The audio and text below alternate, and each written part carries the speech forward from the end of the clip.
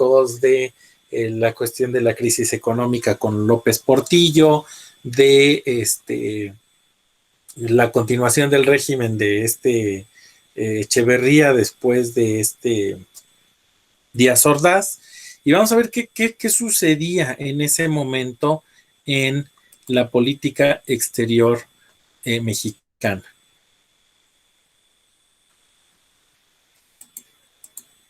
Y el primer subtema que vamos a encontrar nosotros es México ante la Primera Guerra Mundial. La política exterior y el contexto internacional. México ante la Primera Guerra Mundial.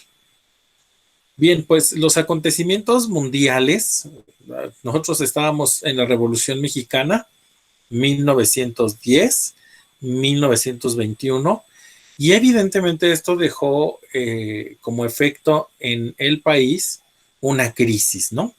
Una crisis porque la Revolución Mexicana, recuerden que hubo en ese periodo muchas muertes, muchos hombres fueron muertos en la revolución, había descontento social, había hambre, en este periodo de 1910 a 1921. Dice, acontecimientos mundiales. Durante ese tiempo se da la Revolución Rusa en 1917. Recuerden que Rusia sale de la Primera Guerra Mundial por esta revolución que se da en 1917.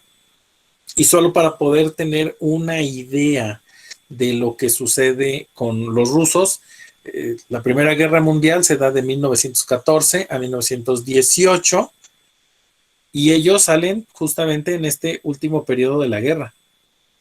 Pero Rusia estaba con el bando de Inglaterra y Francia en contra de Austria, Hungría, en contra de Italia y en contra de Alemania. ¿Y qué sucede con el asunto de los rusos? Pues los rusos no están de acuerdo con el régimen monárquico. Si la monarquía en realidad se llamaban los zares, en Rusia había zares, y se levantan en armas en contra del zar que los quería tener en esta Primera Guerra Mundial, y a esta revolución le llaman la revolución bolchevique.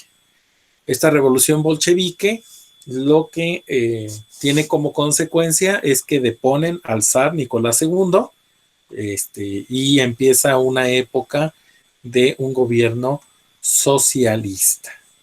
Entonces aquí es cuando Rusia se convierte en una nación socialista. Ya no hay zares que los gobiernen, sino ahora son los líderes del Partido Comunista los que toman el poder de Rusia.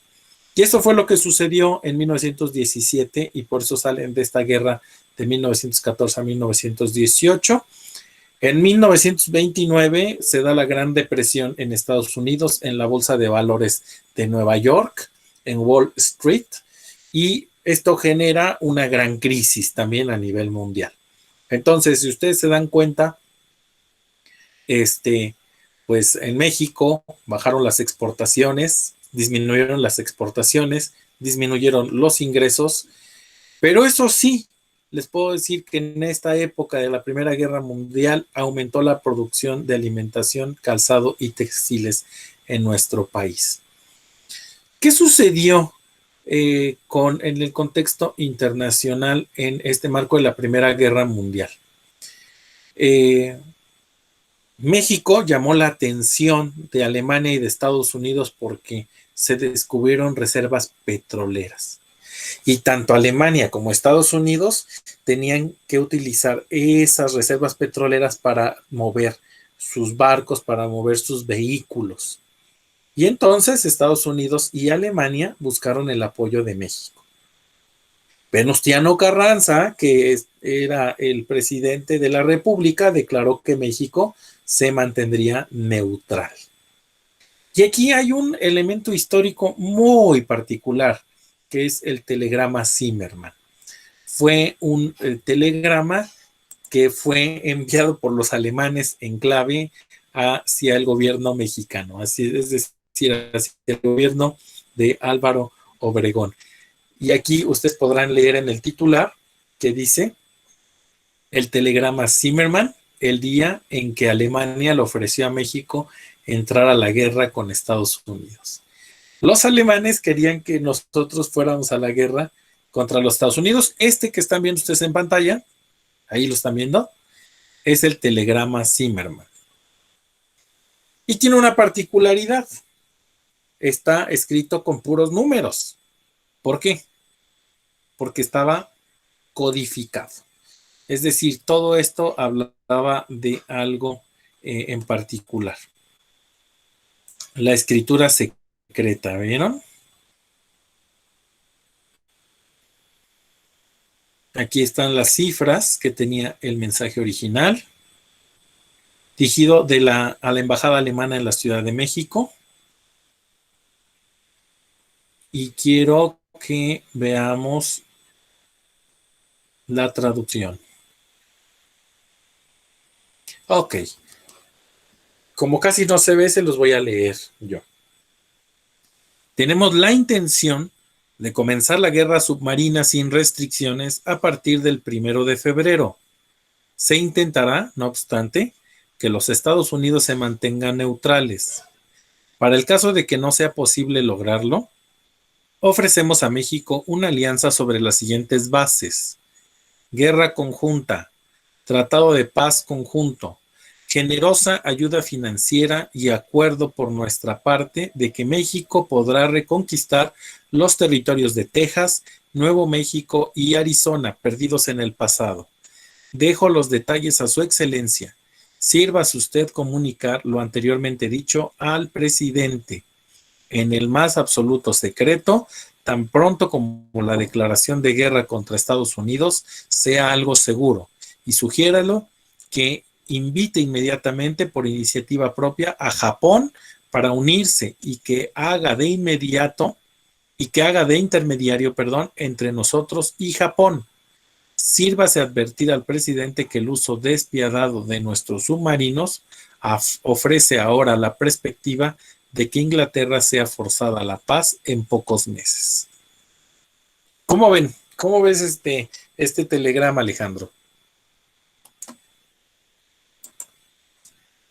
Pues por mi parte, a pesar de que si se hubiera hecho eso, hoy no estuviéramos aquí, en pocas palabras, si se hubiera aceptado estar a su lado.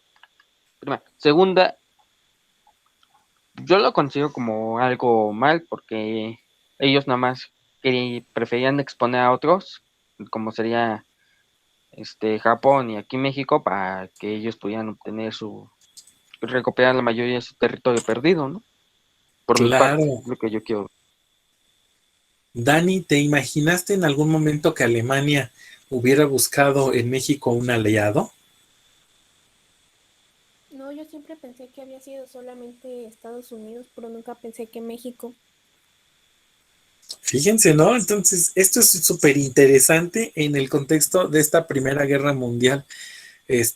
Dafne, ¿tú qué piensas? A ver, platícame.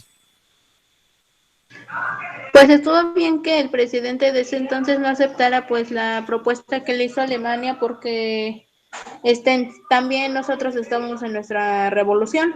Entonces estar en la que es la guerra mundial y estar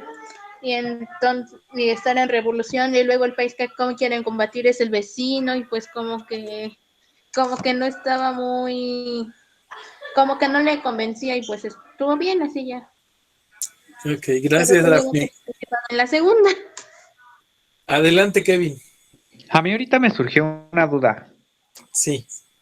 Si ahí el presidente, porque sí ve que nosotros tenemos el respaldo de Estados Unidos por cualquier cosa, ¿no? Sí. Entonces, ahí si el presidente hubiera aceptado esa alianza, en un futuro tendríamos el respaldo de Alemania, de Estados Unidos o de los dos. No, si hubiera aceptado, hubiera sido respaldado por los alemanes, es decir, por Otto von Bismarck, que fue uno de los que inició el movimiento de esa Primera Guerra Mundial. Pero voy a esto, Kevin. Evidentemente se perdió la Primera Guerra Mundial, ¿no? Entonces, yo creo que hubiéramos sido invadidos por Estados Unidos, ¿no? si el resultado de la guerra hubiera sido que hubieran ganado como ganaron el bando de Inglaterra, Francia, Estados Unidos, Rusia, ¿no? En el caso de que hubieran ganado los alemanes, pues hoy probablemente hubiéramos recuperado Nuevo México, California y todos los territorios que tenían Estados Unidos. Era una buena oferta de los alemanes, más bien, históricamente hablando, los alemanes sabían lo que le dolía a los mexicanos. Esa era la oportunidad, Dafne, de recuperar los territorios que tan ansiadamente habíamos perdido a mano de los americanos, ¿no? Pues si hubiéramos recuperado medio país. Pero pues a lo mejor y también terminaba en otra guerra. O probablemente terminábamos perdiendo todo nuestro territorio, Kevin, ¿no? Porque también hubiera sido, si ellos ganaban, era una situación muy arriesgada. Era un arma de doble filo. Así es. Bien, el segundo subtema es la Guerra Civil Española y los refugiados. La Guerra Civil Española se da en 1930. Ahí inicia el movimiento. Pero en 1929 hablamos de que se dio la Gran Depresión. México luchaba por salir de la crisis. En España se inició un movimiento democrático, liberal y republicano que luchó por medios pacíficos para crear un Estado republicano en lugar de la monarquía. Esa fue como una lucha similar a la que se dio en Rusia para quitar al monarca del poder y que alguien, un ciudadano común y corriente, pudiera tomar el poder. Sin embargo, Francisco Franco tomó el poder apoyado por el fascismo y el nazismo, esto es, por Italia y por Alemania, o dicho de otra manera, por Benito Mussolini y por Adolfo Hitler. Entonces, Francisco Franco apoyaba a estos gobiernos dictatoriales, estos gobiernos fascistas, y tuvo la posibilidad de gobernar España de 1936 a 1939. España vivió entonces, a partir del 1930, una guerra civil. ¿Ok? En 1937, Lázaro Cárdenas abrió las puertas de México a miles de refugiados españoles que escapaban de la guerra en su país. Recibió a académicos e intelectuales. Recibió a 500 niños entre 13 y 15 años, muchachos, a los que les llamó los niños de Morelia, porque llegaron a la ciudad de Morelia, llegaron a instaurarse en la ciudad de Morelia. ¿Y por qué eran 500 niños? Porque los papás, con tal de salvarlos, los mandaban en los viajes solos para que pudieran sobrevivir en otro país. Lázaro Cárdenas les abrió las puertas y él expresó: México no pierde nada por este acto, únicamente establece un precedente de lo que debe hacerse con los pueblos hermanos cuando atraviesan por situaciones difíciles como acontece hoy en España. Quiero decirles que muchos de los migrantes de España a México llegaron a las grandes universidades. La Universidad Nacional Autónoma de México le dio cabida y le dio trabajo a muchos de estos académicos e intelectuales que lograron enriquecer en esa época, muchachos, a nuestro país desde el punto de vista de la cultura. Déjenme ver qué es lo que... Ok, las dos son del siguiente subtema. Y eso fue lo que sucedió con la Guerra Civil Española. Vamos con el siguiente subtema, que fue la entrada de México a la Segunda Guerra Mundial. En la Primera Guerra Mundial no participamos porque estábamos en plena Revolución Mexicana, estamos saliendo en 1921 apenas de ese trayecto. En la Segunda Guerra Mundial se da de 1939 a 1945. México había estado neutro, pero en 1942 se declara la guerra al eje. ¿Por qué? Porque fueron hundidos 2 barcos petroleros mexicanos. Y entonces México lucha al lado de los aliados, en específico al lado de los Estados Unidos, y se firma el primer tratado comercial porque como Estados Unidos estaba en la guerra, muchachos, no tenían quienes produjeran en el campo. Y este primer tratado comercial lo hizo que nosotros le pudiéramos vender muchos productos a Estados Unidos, sobre todo del campo. Adelante, Dafne. Ahorita mismo me surgió una duda. Entonces, México con el Escuadrón 201, ¿a quién apoyó? A Estados Unidos. Bueno, a los aliados, a todos los aliados, pero en particular a los Estados Unidos, ¿sale? Interesante. Ok.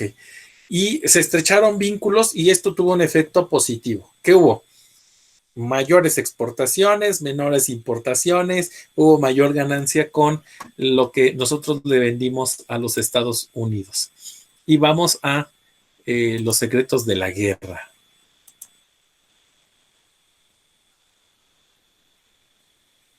Este es el programa Bracero, este va hasta después.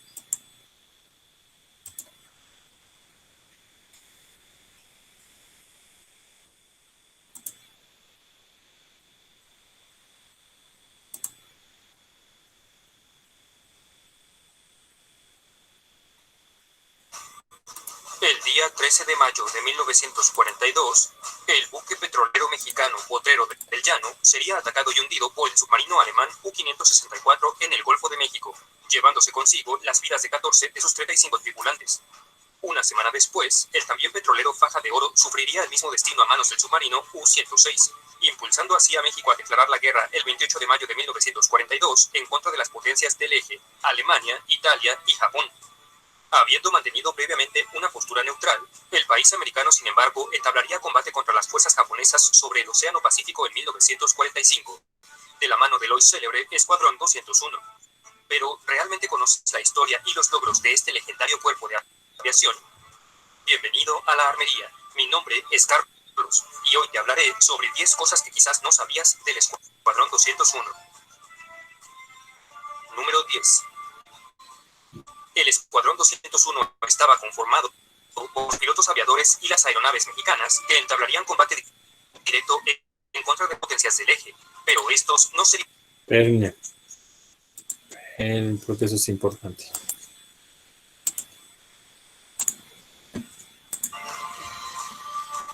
El Escuadrón 201 estaba conformado por los pilotos aviadores y las aeronaves mexicanas que entablarían combate directo en contra de las potencias del eje, pero estos no serían los únicos efectivos en abandonar su país de origen para desarrollar labores de guerra en el Océano Pacífico.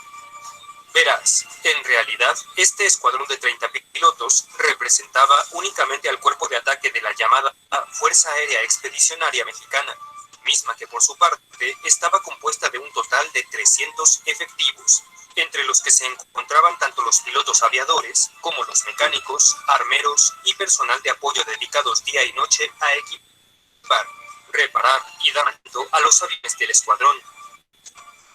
Así pues, la FAEM se veía unidad militar de este país en combatir fuera del territorio mexicano.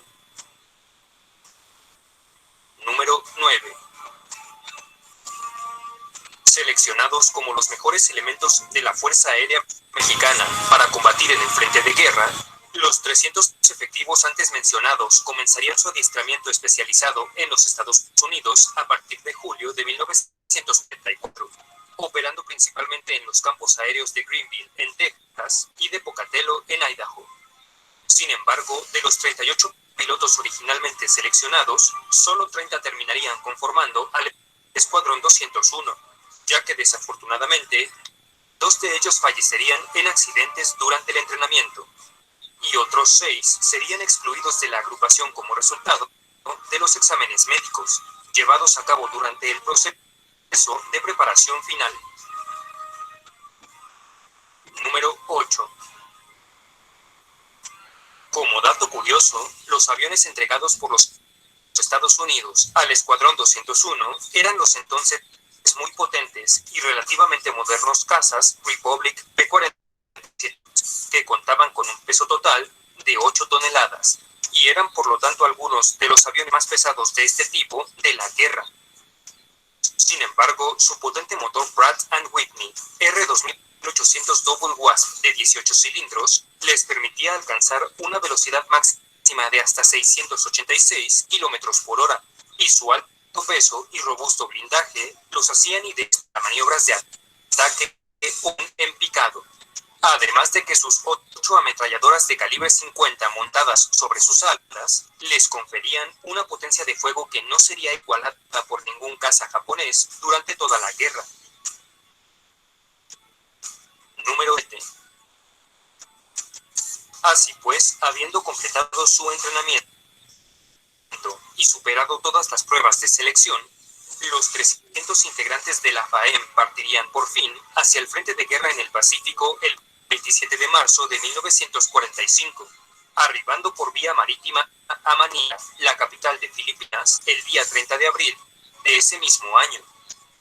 En aquella región, la Fuerza Aérea Expedicionaria Mexicana establecería su base de operaciones dentro de las instalaciones estadounidenses del campo Clark en la isla de Luzón, desde donde a partir de junio, Escuadrón 201 volaría en 59 misiones de combate en contra de las Fuerzas Armadas japonesas durante la campaña para la liberación de Filipinas, principalmente sobre las islas de Luzón y Formosa.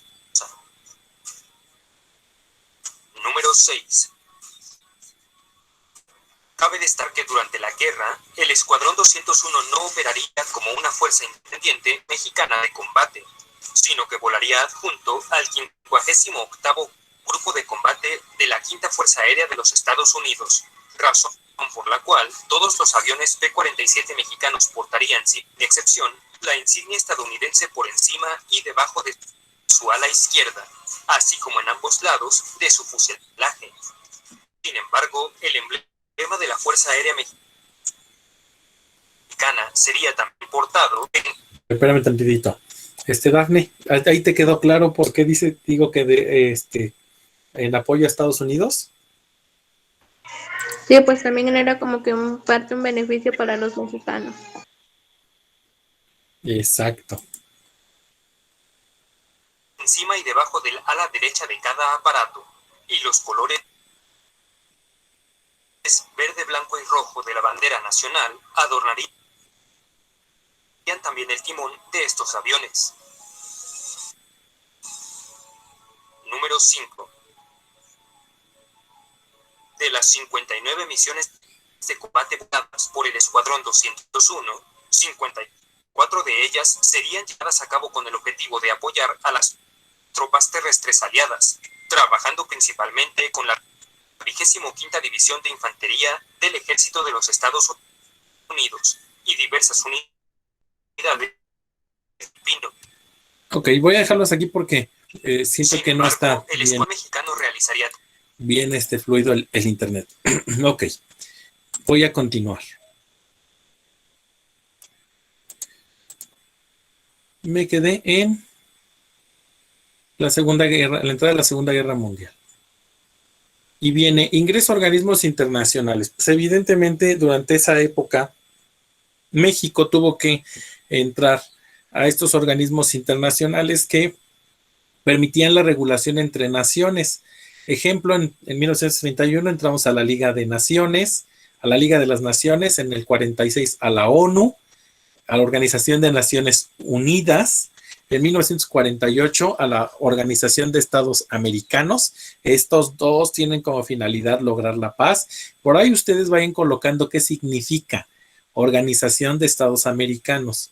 Que es el Fondo Monetario Internacional, el Banco Internacional de Desarrollo, la Organización Mundial de la Salud, la Unidad de Educación de la ONU, la UNESCO, y el OPANAL, que es una organización contra las armas nucleares, muchachos.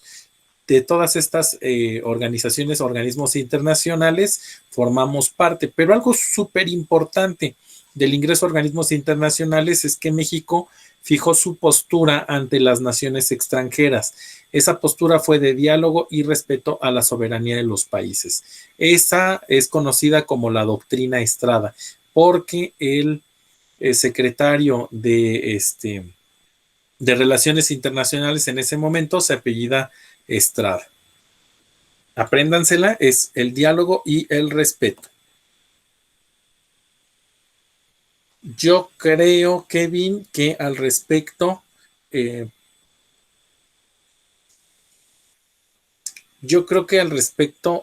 el mundo todavía siguen pasando cosas que pueden detonar una guerra a nivel o de carácter mundial. Por ejemplo, la situación de la escasez del agua.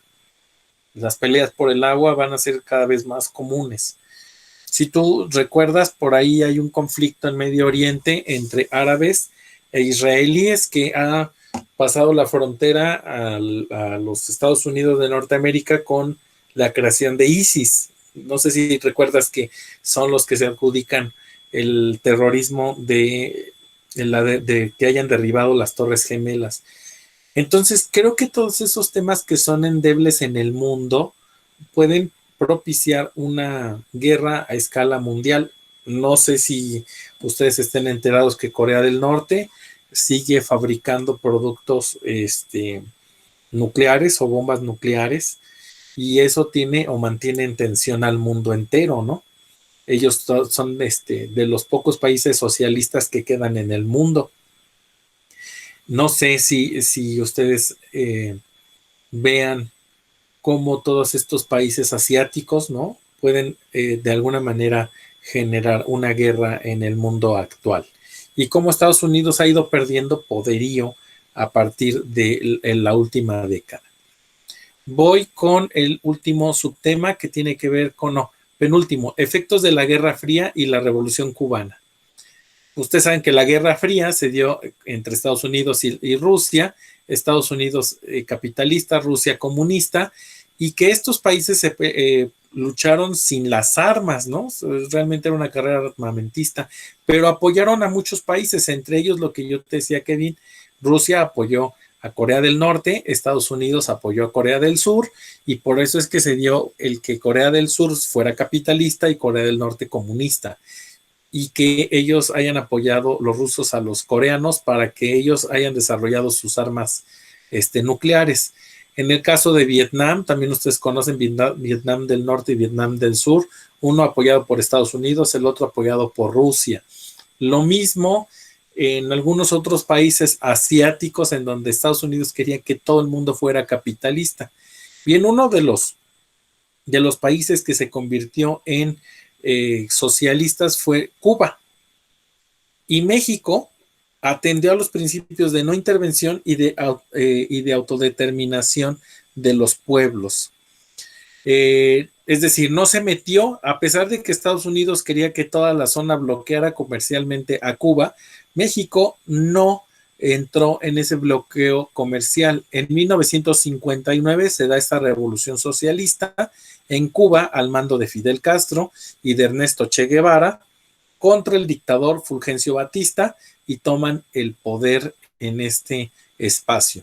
Ustedes saben que Rusia apoya a los cubanos, se da la crisis de los misiles, Rusia manda misiles nucleares a Cuba, Cuba los monta y los apunta hacia Florida, Estados Unidos, los americanos empiezan y amenazan con el inicio de una tercera guerra mundial, ¿no?, de escala mundial, y se prevé que si se da esa guerra, pues íbamos a desaparecer de la faz de la Tierra, porque con el armamento nuclear como se había desarrollado hasta ese momento, teníamos la capacidad de destruir a más de la mitad de este planeta Tierra, y la otra mitad se podía destruir por la nube de polvo y gas que se generara de la pelea. Y como dice Dafne, ¿no?, recordar que una de las grandes guerras contemporáneas que pierden los Estados Unidos es Vietnam. La guerra de Vietnam es perdida por los estadounidenses. Bien, y de ahí nos saltamos al último subtema, que son las políticas sobre migrantes mexicanos. Después de la Revolución Mexicana, esto es RM, ya les había platicado que había pobreza, muchos conflictos armados, sociales, había mucha hambre y por ende había mucha migración a Estados Unidos. En la Primera Guerra Mundial, que se da de 1914 a 1919, más o menos en la misma época de la Revolución Mexicana, los migrantes van a Estados Unidos y representan mano de obra barata para este país. En 1929 regresan a México por obvias razones. Estaba en la crisis de Wall Street y entonces pues tuvieron que regresarse a México sí o sí porque no había trabajo, no había empleo. Sin embargo, en la Segunda Guerra Mundial se da el Convenio Bracero. La Segunda Guerra Mundial se da de 1939 a 1945 y este Convenio Bracero dura de 1942 a 1964, en donde los campesinos mexicanos migran documentadamente a California y es como se pueden ellos establecer en Estados Unidos. Le llaman programa bracero porque se supone que iban a enviar a las familias con su bracero para poder hacer tortillas allá en Estados Unidos. Los americanos les pagan el viaje y les pagan la estancia en Estados Unidos porque con la Segunda Guerra Mundial, que fue más cruenta que la primera, tuvieron ellos que dejar otra vez en manos de los mexicanos el campo y como lo vimos en el tema anterior, les hicimos la producción, exportamos mucho producto, mucha comida de México hacia Estados Unidos. Hoy en día Estados Unidos es quien exporta comida a México, aunque nos pese, la tortilla ya no es tan mexicana, es mucho maíz americano el que se utiliza en la producción de tortilla nacional. Y de 1960 a 1980 se da un crecimiento exponencial de la migración, es decir, mucha gente migra hacia Estados Unidos, va en búsqueda del sueño americano y eso no se ha terminado hasta nuestros días. Hoy hay mayor migración de los países centroamericanos a Estados Unidos que de México hacia los Estados Unidos. Y vamos a ver si este video sí se ve corridito, que es el programa Bracero. Dime, Dafne, adelante, antes de que empiece el videito. Entonces, ¿la Primera y Segunda Guerra Mundial sí la empezó los alemanes? Sí, claro, la Primera y Segunda Guerra Mundial la empiezan los alemanes. La primera porque ellos querían conformar o expandir su territorio y la segunda con la idea de Hitler de realizar el Tercer Reich. Y déjame te digo algo más. La caída del Imperio Romano de Occidente se da a manos de los pueblos bárbaros, entre ellos los pueblos germanos. Los pueblos germanos eran los pueblos bárbaros eran aquellos que no pertenecían a la cultura romana o griega. ¿Y quién crees que son esos pueblos germanos? ¿Los alemanes? Los alemanes, es decir, los alemanes han sido históricamente hablando pueblos bélicos que han logrado establecer la guerra no en una época, sino en muchas épocas. Hoy te puedo decir que los alemanes se han logrado restablecer por completo en el ámbito económico, en el ámbito militar, vuelven a ser fuertes los alemanes, aunque no sé si históricamente hablando les queden ganas de hacer una tercera guerra mundial.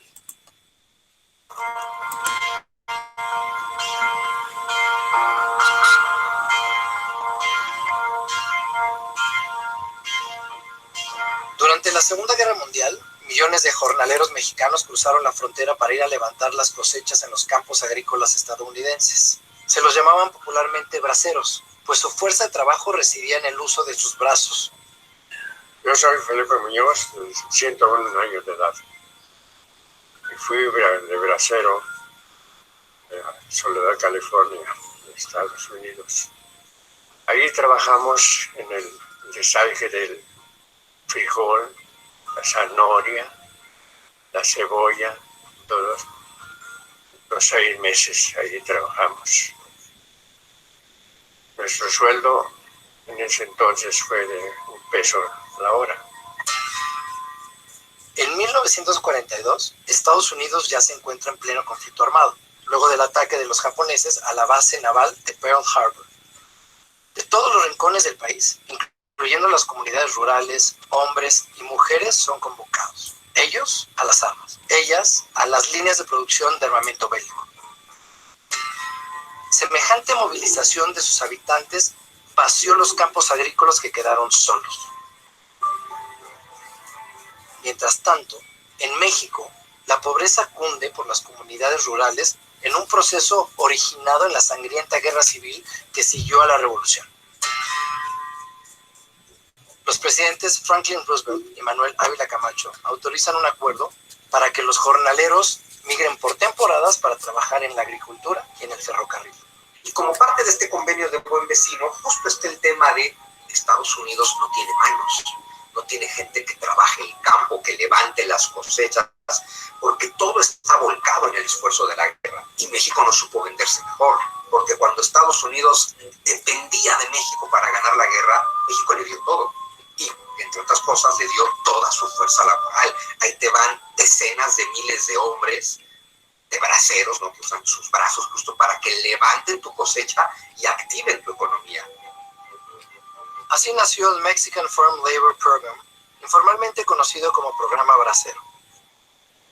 Bueno, aparentemente nosotros fuimos como soldados a trabajar allá, como soldados, pero no con las armas, sino con nuestros brazos fuimos a luchar allá para el beneficio de la economía de los Estados Unidos, porque los Estados Unidos carecía ya de mano de obra para el campo y la economía estaba decayendo mucho en los Estados Unidos. Las investigaciones señalan que tan solo en California un total de 160 diferentes cultivos dependían casi al 100% de manos mexicanas. Un total de 24 estados desde Arizona hasta Wyoming recibieron a los braceros, aunque la mayoría tenían como destino a California. Las condiciones de trabajo de los mexicanos en los Estados Unidos no eran fáciles, el salario era bajo, las condiciones de vida eran complicadas, vivienda, alimentación, es decir, todo aquello que se había ofrecido no se cumplía, además de que había una gran discriminación hacia el trabajo realizado por mexicanos allá, sobre todo proveniente de los sectores sindicales y algunos grupos políticos que veían como amenaza, como hoy en día se ve, la migración laboral en otro país.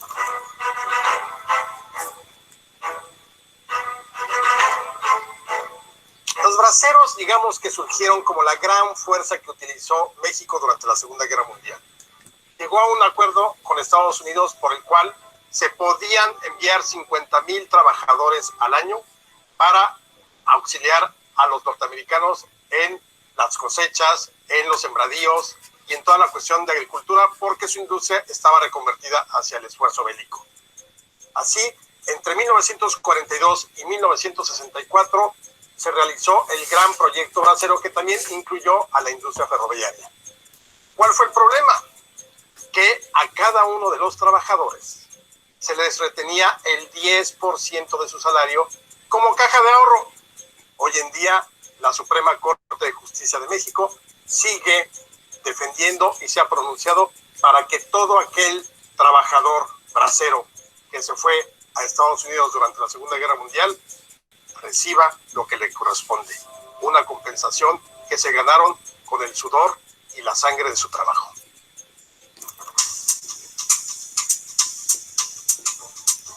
El burrito identifica el Diccionario de Mexicanismos de Félix Ramos y Duarte de 1895 como un término regional de Guanajuato, México. Este plato consiste en una tortilla de harina de trigo enrollada en forma cilíndrica en la que se rellena de diversos platillos y desarrolló una gran popularidad en la frontera mexicano-norteamericana. Los braceros mexicanos fueron alimentados con burritos. Inicialmente los trabajadores no lo recibieron con entusiasmo. Pese a su origen mexicano, la mayoría de los inmigrantes procedían del centro y del sur del país azteca y, por tanto, desconocían esta comida propia del norte.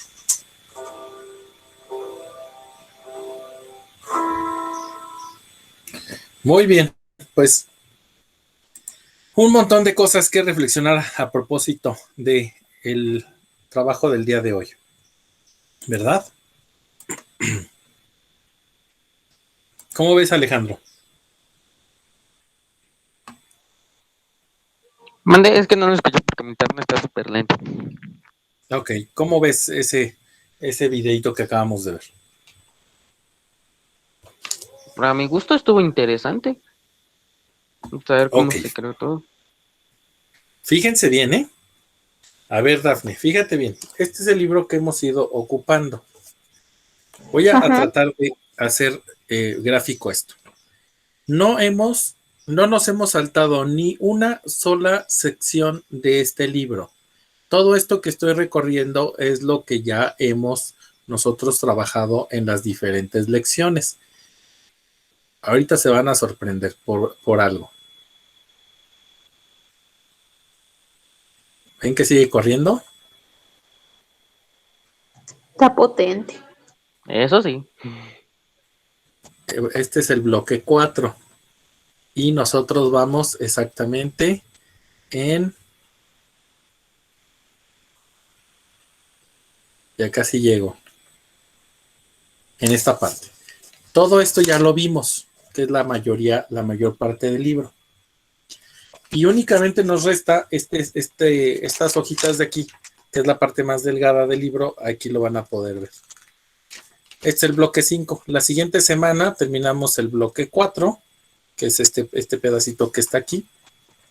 Este pedacito de hojas que está aquí, que estoy señalando.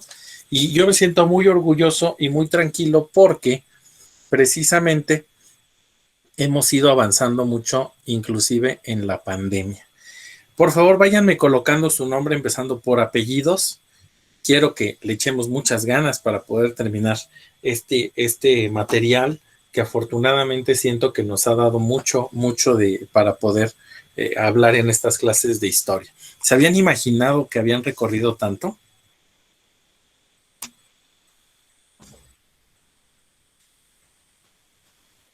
No. La verdad, no. Adelante, Dani, tú dime, ¿qué es lo que piensas de eso? Pues a mí sí me sorprende porque muchas veces yo siento que, no sé, como es historia, que los temas son medio largos y que por eso nos tomaría más tiempo, pero pues ya casi acabamos.